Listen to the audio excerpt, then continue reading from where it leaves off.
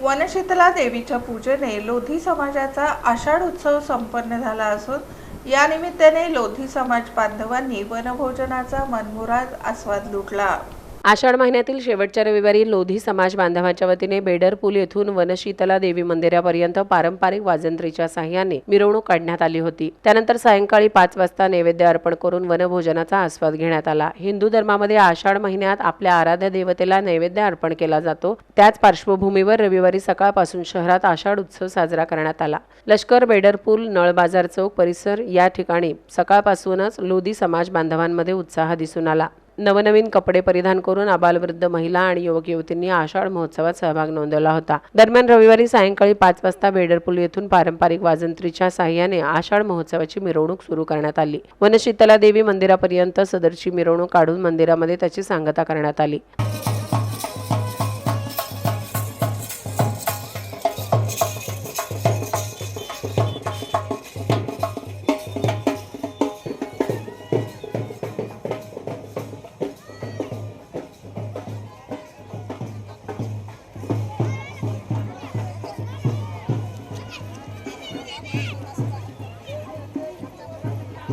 त्यानंतर लोधी समाजातील ज्येष्ठ पंच, मुरब्बीगण, पंचपंचायत यांच्या उपस्थितीत प्रमुख मान्यवरांच्या हस्ते देवीची महापूजा करण्यात आली।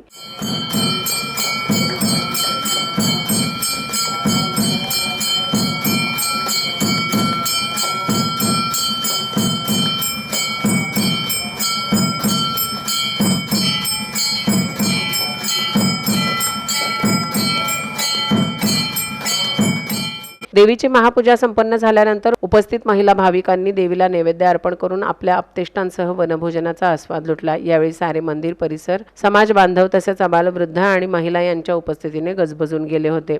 चिमुकल्या बालगोपाळांनी बगीचामध्ये खेळण्याचा आनंद लुटला।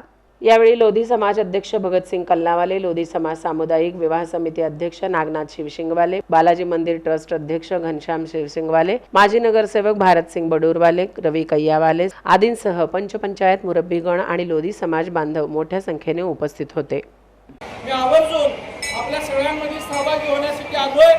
मी सर्व लोधी समाज बांधवांना आश्वासित करतो की आपल्या प्रभागाच्या सर्वांगीण विकासासाठी आतापर्यंत जवळपास रोड, रस्ते, ड्रेनेज, लाईट या कामासाठी 3 कोटी रुपयाचा निधी आपण मंजूर केलेला आहे आणि तो पुढच्या महिन्याभरात प्रत्येक भागामध्ये आपण काम सुरू करण्याचा या ठिकाणी प्रयत्न करतोय।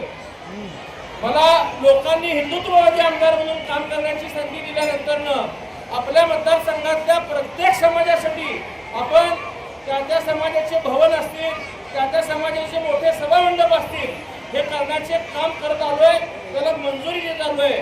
परंतु आमच्या लोधी समाज बांधवांचं अनेक वर्षापासूनची मागणी आहे की आमच्या समाजाला भरभरून अशी निधी विकास कामांसाठी मिळाली पाहिजे।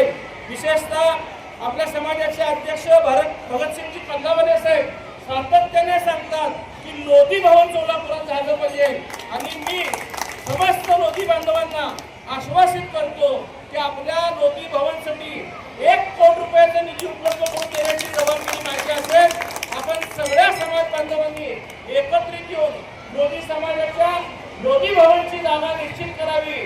समाजाच्या अध्यक्षांची मागणी आहे की ती 14 नंबरच्या शाळेमध्ये त्या ठिकाणी झाली पाहिजे। नगरसेवक सगळ्या बांधवांना, समाजाच्या सगळ्या ट्रस्टींना मी विनंती करतो की आपण सगळ्यांनी एकत्रित येऊन हा निर्णय घ्यावा।